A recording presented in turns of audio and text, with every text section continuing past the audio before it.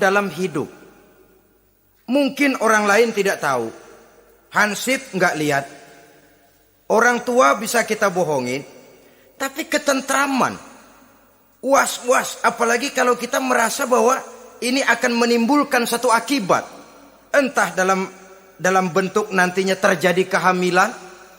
Si laki-laki juga tidak tenang, khawatir kalau nanti dituntut. Si perempuan juga setelah melakukan pergaulan bebas itu hilang ketentraman hidupnya. Apalagi kalau dia harus kehilangan sesuatu yang sangat berharga dalam kehidupannya. Kegadisan katakanlah, keperawanan katakanlah begitu. Sesuatu yang semestinya dijaga dan dijunjung tinggi. Tapi kadang-kadang memang cinta, inilah yang namanya cinta. Sehingga cinta itu katanya buta. Kalau sudah buta, apa saja terasa jadi indah, apa saja diserahkan. Akibatnya mahkota yang paling berharga sering hancur berantakan sebelum pada waktunya. Akhirnya ketentramannya hilang. Hidupnya gundah, gelisah. Pada mulanya memang dia tidak merasa cerah, segalanya menjanjikan dan menyanyikan keindahan. Tapi setelah proses pergaulan itu terjadi, dia kehilangan kegadisannya. Si pemuda resah, si gadis pun gelisah. Apa yang dia tunggu? Jangan-jangan. Nah, jangan-jangan.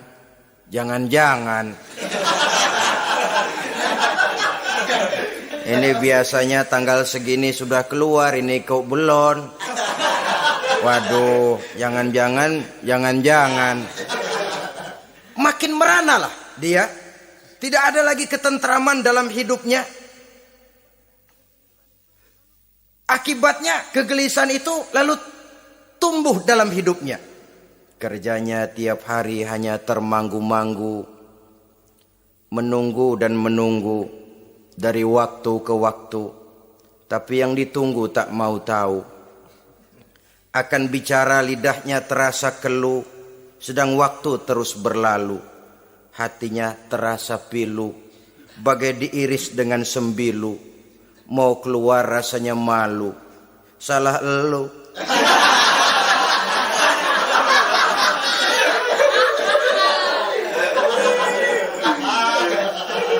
Iya toh, salah elu. Ngapa nggak sabar nunggu penghulu?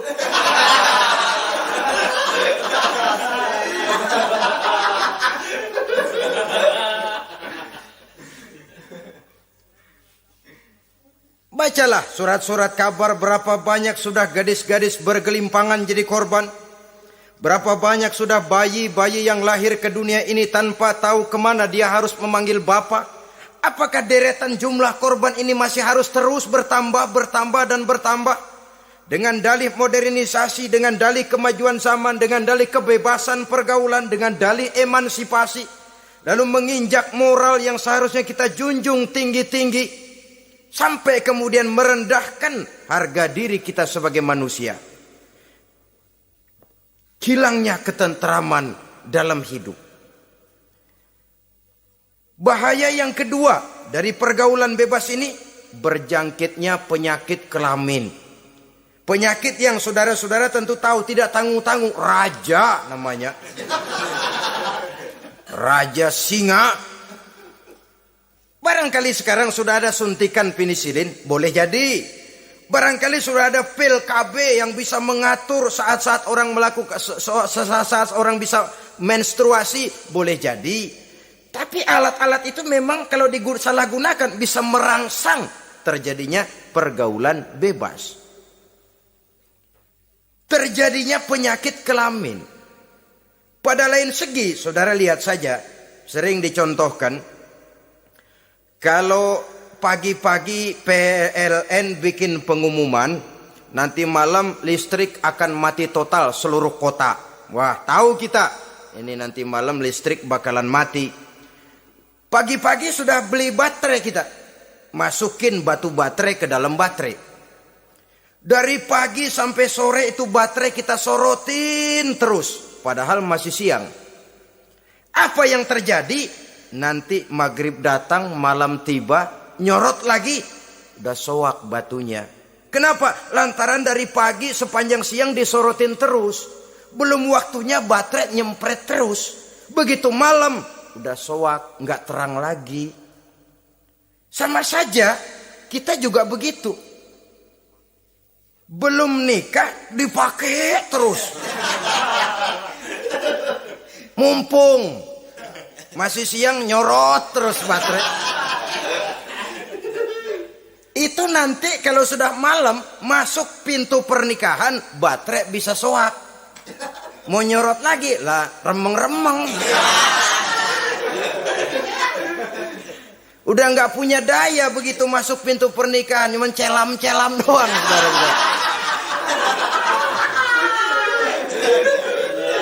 Kata orang-orang bisa assalamualaikum doang, nggak masuk, keluar lagi udah. Permisi doang. Saudara hadirin yang saya hormati, jadi itu juga termasuk satu jenis penyakit yang nantinya tentu akan merusak dan mengganggu keharmonisan hidup berumah tangga. Apalagi kalau sampai di tempat-tempat yang merupakan prostitusi umum, yang segala macam jenis bisa tumplek-blek di situ. Kita bisa bayangkan jenis penyakit-penyakit yang tumbuh di sana. Jadi dengan demikian saudara-saudara, yang kedua bahaya dari free sex ini bisa menimbulkan penyakit kelamin. Yang ketiga, mengganggu kelangsungan keturunan. Apalah dosanya anak-anak kita kalau mereka harus terlahir dengan membawa penyakit yang diwariskan oleh orang tuanya?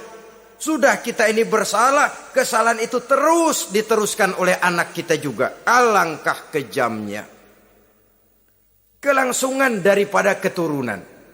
Sehingga dengan demikian saudara-saudara, kalau Islam memberikan pintu legitimasi lewat aturan yang disebut pernikahan atau perkawinan, maka itu memang untuk kepentingan dari kemanfaatan manusia itu sendiri. Penyakit yang keempat dari bahaya free sex ini, kita tahu bahwa seks memperturutkan nafsu seks itu sama dengan bayi. Bayi kalau nggak disapi, saudara-saudara, disapih ya, diberhentiin nyusu, itu sampai SMP SMA juga ngempeng terus dia. Kadang-kadang seorang ibu kan berat, aduh anak saya mau disapih, kasihan. Terus jangan disapi, sampai SMA masih ngempeng dia. Nafsu begitu, kalau diperturutkan, tidak diblokir, ya terus dan terus. Umumnya nggak ada orang yang nggak ketagihan kalau sudah melakukan hubungan seksual.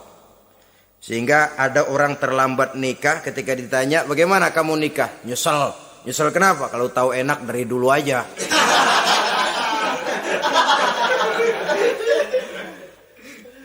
Nah, sekarang kecanduan terhadap hubungan seksual ini akan membawa dampak tadi.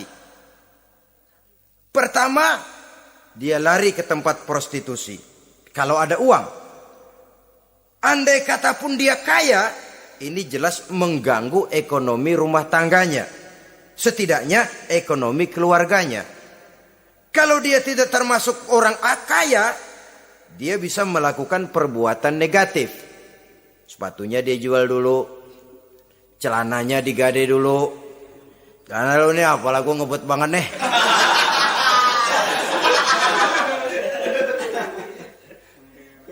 Itu sudah mengarah kepada ekonomi.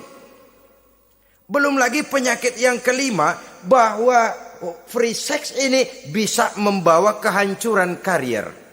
Saudara lihat ya, walaupun tidak karena free sex sepenuhnya, tapi pengaruhnya. Konon Julius Kaisar yang begitu gagah perkasa, takluk dan bertekuk lutut di bawah kaki Cleopatra.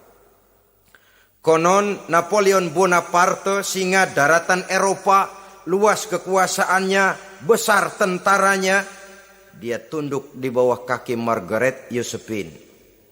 Bahkan konon Adolf Hitler yang begitu luar biasa cuma tunduk kepada Eva Braun. Baiklah, itu sejarah masa lalu. Yang sekarang yang kita alami, saudara, betapa seorang senator seperti Gary Hart, calon presiden unggulan di Amerika, brilian, jenius, cerdas, diunggulkan, masih muda. Betapa calon presiden ini harus mundur dan hancur karier politiknya cuma karena skandalnya dengan seorang hostess bernama Donna Rice. Ini di Amerika loh, di satu negara yang konon katanya menganut liberalisme, tapi begitu tingginya dijunjung nilai-nilai moral. Kalau dia terlibat begitu, bagaimana kalau dia jadi presiden nanti? Bahkan paling belakang saudara-saudara, John Tower yang oleh Presiden Bush dicalonkan menjadi Menteri Pertahanan terpaksa ditolak oleh Senat. Oleh karena skandalnya, ya dengan minuman keras, ya dengan wanita. Saya katakan lagi, ini di negara yang kita katakan kita tuding sebagai negara liberal. Di negara yang menganut mudah-mudinya pergaulan bebas, entah nilai moral dituntut sedemikian luhur sehingga seorang bisa mengundurkan diri dari calon presiden karena terlibat skandal. Di Inggris pernah juga kejadian, di Italia pernah juga kejadian seorang perdana menteri terlibat skandal dengan seorang pramugari pesawat udara. Sampai kemudian dia dan seluruh kabinetnya membubarkan diri. Kehancuran karier. Karena bagaimanapun lemahnya wanita, perempuan sekalipun lemah, saudara-saudara, lelaki yang bagaimana gedenya juga dia telan. Itu namanya perempuan, saudara-saudara. Seseorang bisa bangkit ke panggung sejarah memegang peranan. Dari yang tidak pernah diperhitungkan bisa menjadi kekuatan yang diperhitungkan pun karena perempuan. Tapi seorang pun bisa ambles di telan perut sejarah juga karena perempuan. Kehancuran karier. Sebab pangkat yang tinggi, badan yang sehat bukan merupakan jaminan bahwa seseorang akan mampu menghadapi bujuk rayu dari seorang perempuan. Saudara-saudara kaum muslimin rahimakumullah. Oleh karena itu, mari sayangi diri, sayangi karier, sayangi ekonomi rumah tangga. Bertahun kita pergi pagi pulang sore peras keringat cari nafkah, menghidupi anak dan istri. Haruskah dia jadi hancur cuma oleh karena kecanduan kepada pelacur misalnya? Memang yang namanya pelacur tentu saja memikat, mempedaya, mempesona. Saudara-saudara kaum muslimin rahimakumullah. Karena apa? Karena yang dicari uang, mereka toh dagang. Taktik orang dagang tentu harus mampu memikat pembeli. Jangan lalu merasa senang. Waduh, ini malam mujur banget nih. Ngapa? Dapat yang baik banget sama gue. Waduh, ramah lagi orangnya. Udah endah aja udah. Ya wajar saja namanya orang dagang. Sehingga orang-orang tua dulu punya pepatah, kalau Anda termasuk orang yang jarang senyum, jangan jadi pedagang. Pedagang wanyun mulu, siapa yang betah beli? Itu kan termasuk psychology of salesman. Memang caranya orang dagang yang mesti begitu. Dia membujuk, dia merayu, dia mempedaya, dia mempesona. Jatuh kita ke kerayuannya, sulit untuk bangkit kembali. Karena itu, jangan dibiasakan. Yang sudah terlanjur, tidak ada terlambat untuk menarik diri. Adalah lebih baik kita gila dulu baru benar, daripada benar dulu baru jadi orang gila. Kalau orang gila mau benar, ini gampang ngaturnya. Tapi sudah benar, lalu gila. Ini repot saudara-saudara. Dibilangin apa-apa, dia pernah jadi orang benar. Lebih baik kita memulai hidup ini dengan lembaran kelabu. Kalau pada akhirnya kita bisa mengganti dengan lembaran-lembaran putih. Daripada kita mulai dengan lembaran putih kalau akhirnya jadi kelabu. Yang paling baik tentu putih sejak lembaran pertama sampai kepada lembaran terakhirnya. Saudara-saudara kaum muslimin rahimakumullah. Lalu selain zina, Apa penyimpangan-penyimpangan seksual itu? Ya, penyimpangan yang umum yang tidak dilakukan oleh sepasang suami istri dinamakanlah dia dengan zina. Tapi kadang orang mencari jalan lain untuk menyalurkan insting seksualnya itu. Ada misalnya dia puasa emang kagak doyan, budak seharian kagak makan, capek. Olahraga ndak suka olahraga. Sementara tegangannya tegangan tinggi. Baca buku yang parno seneng. Kalau ngomong selalu yang nyerempet-nyerempet. Akibatnya apa? Dia puasa tidak, olahraga tidak. Dia bisa jatuh kepada yang disebut onani atau masturbasi. Ada ulama mengharamkan ini, ada yang memakruhkan saja. Tapi bagaimanapun itu merupakan satu perbuatan dosa. Sungguh pun oleh ilmu kedokteran tidak dipandang sebagai sesuatu yang membahayakan barangkali. Tapi pada umumnya lalu lahir rasa minder, rasa rendah diri. Dan masturbasi atau onani itu termasuk zina tangan. Ya walaupun dosanya tidak sebesar zina biasa. Sebab jangan lupa mata bisa zina.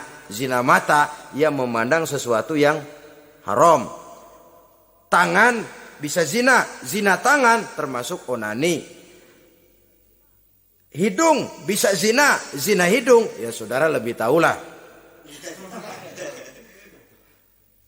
Ini termasuk jenis penyimpangan. Atau kemudian ada lagi jenis lain. Seseorang yang menyalurkan insting seksualnya kepada makhluk sejenisnya. Laki-laki kepada laki-laki. Itu yang kita kenal dengan istilah homoseksual. Itu bukan barang baru itu. Di zaman Nabi Lut itu sudah terjadi dan mereka dikutuk oleh Allah Subhanahu wa taala. Homoseksual itu termasuk dosa besar. Sekarang ini orang malah menuntut dilindungi haknya. Sehingga kaum gay di Amerika itu pernah demonstrasi menuntut perlindungan hak. Bahkan mereka sudah tidak perlu sembunyi-sembunyi lagi. Bahkan ada yang hidup berumah tangga. Ini ya terlepas dari penyakit kejiwaan yang memang harus disembuhkan dan perlu pengobatan khusus. Tapi homoseksual dilihat dari segi agama merupakan satu perbuatan yang berdosa. Dan dosanya besar. Atau perempuan dengan perempuan. Itu yang kita kenal dengan istilah lesbian. Kadang-kadang karena patah hati ngelihat laki bawaannya udah gedek aja udah. Tadinya kebangatan digombalin, kebangatan percaya penuh. Habis tuh rayuan 17 lapangan keluar semua. Akhirnya dia berhadapan dengan kenyataan yang membuat dia kecewa. Broken, benci kepada laki-laki. Ada yang bersimpati sesama jenisnya. Terjadilah pergaulan intim sesama perempuan. Itu yang kita kenal dengan istilah lesbian. Dan itu pun merupakan penyimpangan yang juga berdosa pelakunya. Dua, ada penyimpangan lain yang disebut eksibisionisme. Apa itu? Seseorang memperoleh kepuasan seksual apabila dia memamerkan, ngunjuk-ngunjukin. Ini termasuk penyakit kejiwaan, penyakit pameran. Memamerkan auratnya kepada orang lain. Di situ dia merasakan satu kepuasan. Jangankan memamerkan ya, dalam artian memperlihatkan. Melihat begitu saja sudah bukan perbuatan yang baik, apalagi sampai memamerkan. Kemudian juga termasuk penyimpangan ini apalagi? Apa yang dinamakan dengan masochisme. Apa dia? Seseorang yang baru mendapat kepuasan seksual melalui penderitaan, penyiksaan, atau dikenal juga dengan sadisme ini. Melakukan hubungan seksual melalui penyiksaan, penghinaan, penderitaan. Di sana dia merasakan ada kepuasan seksual. Ini merupakan penyimpangan yang berbahaya. Sudah hubungan seksualnya di luar pernikahan berbahaya dan berdosa besar. Membuat orang lain menderita dan sakit. itu juga merupakan suatu perbuatan dosa. Kemudian yang kelima, apa yang disebut dengan pedofilia. Belakangan ini kita sering baca surat kabar atau majalah, ada orang tua berhubungan dengan anak kandungnya sendiri. Inna lillahi wa inna ilaihi raji'un. Ini udah bapak moyangnya dosa. Sudah zinanya dosa dilakukan kepada anak kandung sendiri. Bahkan pernah 2 orang anak kandungnya masih SMP digarap sekaligus oleh bapak kandungnya sendiri. La haula wala quwata illa billah. Sudah kayak apa hati orang tua? Anaknya sendiri, bapak moyangnya dosa. Penyimpangan seksual sampai hati seorang bapak bergaul dengan mempergauli. Bahkan kalau mempergauli barangkali mendingan memperkosa anaknya sendiri. Anak kandungnya yang dilahirkan oleh istrinya, itu yang digarapnya. Saudara-saudara kaum muslimin rahimakumullah. Begitulah memang makin maju zaman, makin canggih teknologi, makin canggih juga kriminalitas di dalam dunia ini. Namun seperti kita maklum, polisi punya satu teori. Kejahatan bisa terjadi karena 2 faktor yang dinamakan faktor N dan K. Niat dan kesempatan. Niat ada, kesempatan tidak ada, sulit untuk berbuat jahat. Kesempatan ada, niat tidak ada, tidak jadi orang berbuat jahat.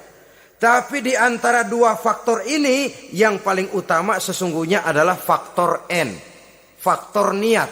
Kalau niat sudah kuat, kesempatan bisa diciptakan, waktu bisa ditunggu, momen bisa dinantikan. Tapi kalau niat yang tidak ada, bagaimanapun banyak kesempatan, kita tidak akan mungkin untuk bisa melakukan kejahatan karena faktor niat itu yang tidak ada. Oleh karena itu agama mengajarkan, ala inna fil jasadi mudghah iza salahat salahal jasadu kulluh wa iza fasadat fasadal jasadu kulluh ala wahiyal qalbu. Ketahuilah bahwa dalam tubuh manusia ada segumpal daging. Jikalau daging itu baik, seluruh tubuh akan menjadi baik. Jikalau daging itu rusak, seluruh tubuh akan menjadi rusak. Ala wahiyal qalbu, ketahuilah bahwa daging itu tidak lain adalah hati. Jadi kalau tubuh manusia ibarat satu kerajaan besar, yang menjadi raja adalah hati. Seluruh anggota badan yang lain merupakan prajurit yang hanya tunduk kepada komando sang hati. Bila hati baik, seluruh anggota tubuh dan panca indera akan menjadi baik. Tapi bila hati rusak, maka seluruh anggota tubuh akan melakukan kerusakan. Tangan akan melakukan kerusakan. Kaki akan berjalan ke tempat yang rusak. Lidah akan membicarakan yang rusak. Mata akan memandang yang rusak. Telinga akan mendengar yang rusak. Dan selanjutnya karena hati memang sudah kotor. Maka bicara soal hati artinya bicara soal niat. Bicara soal niat kaitannya erat dengan faktor keimanan. Oleh karena itu, di tengah kemajuan zaman, kesempatan bisa diciptakan. Yang jadi kendali dan kendala utama daripada kita terjerumus melakukan kejahatan, tidak lain adalah faktor iman adanya. Di kota-kota besar sekarang ini, apa yang tidak tersedia? Sejak dari minuman keras, sampai kepada perjudian, sampai kepada pelacuran, baik yang berterang-terangan maupun pelacuran-pelacuran yang terselubung dan terhormat. Sejak dari kelas koran sampai kelas hotel bintang 5, sejak dari kelas di pinggir lapangan sampai kelas di motel-motel mewah dan mahal, sejak dari kelas murahan sampai kelas super VIP dan lain sebagainya. Ini seluruhnya merupakan fasilitas kehidupan yang kita harus pandai memilah dan memilih dan punya filter dalam kehidupan. Allah Subhanahu wa taala memberikan pilihan. Alam naj'al lahu 'ainaini wa lisanan wa syafatain wa hadainahu najdain. Bukankah kami ciptakan bagi manusia itu dua mata, satu lidah, dua bibir. Wa hadainahun najdain, dan kami berikan mereka petunjuk dengan dua jalan. Manusia, ini jalan kanan, ini jalan kiri. Jalan kanan kau tempuh akan sampai ke surga. Jalan kiri kau tempuh akan sampai ke neraka. Sementara jalan ke kanan memang menanjak, banyak onak dan duri. Sementara jalan ke kiri memang kelihatannya menurun, bertabur bunga di kanan kirinya, harum dan mewangi. Falak tahamal aqabah. Kenapa kamu tidak mau menempuh jalan yang menanjak? Ini kecenderungan manusia. Ngapain nanjak, capek. Ini aja yang turun nih nggak pakai bertenaga. Ngapain kawin, repot lah pakai nyari nafkah, pakai kerja, ntar punya anak ribet lah, sama juga. Mendingan ke sono aja, 2000 bersih udah.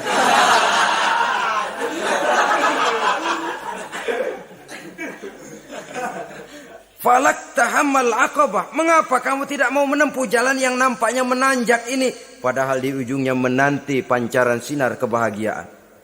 Kau turuni jalan yang kelihatannya menurun ini, padahal di bawahnya menunggu jurang kehancuran yang sangat teramat dalam.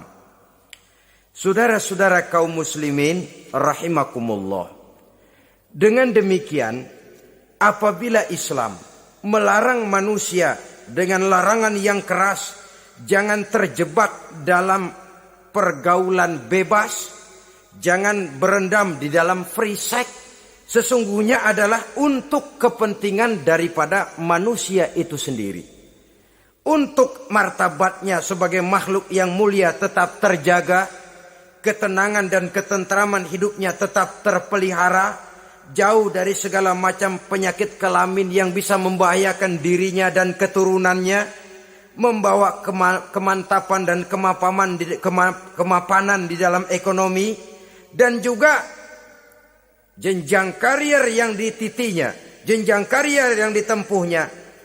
Taruh kata tidak menanjak, tapi juga tidak menurun. Sekurangnya dia bisa mempertahankan apa yang sudah diperolehnya itu. Ad-dunya mata' wa khairu mata'iha al-mar'atus salihah. Dunia ini memang kesenangan, mata', perhiasan. Dan perhiasan yang baik adalah perempuan yang soleh. Perempuan yang soleh yang tidak hanya memberikan kenikmatan jasmani, tapi juga memberikan ketentraman rohani, yang diikat dengan satu tali formal yang dinamakan dengan pernikahan atau perkawinan. Sah baik menurut agama juga menurut negara. Kita bisa menikmati kecenderungan insting seksual tadi dalam satu nada yang tenang, aman, tentram, memberikan kebahagiaan, kepuasan zahir dan batin. Tapi kalau jalan pintas yang kita tempuh, potong kompas yang kita pilih, kita lebih suka jajan, lebih suka ngeteng. Nikah kan berat, bayar mas kawin, bawa uang belanja segala macam. Iya, tapi sekaligus. Setelah itu saudara boleh pakai seumur hidup, asal masih ada napasnya masih bisa dipakai.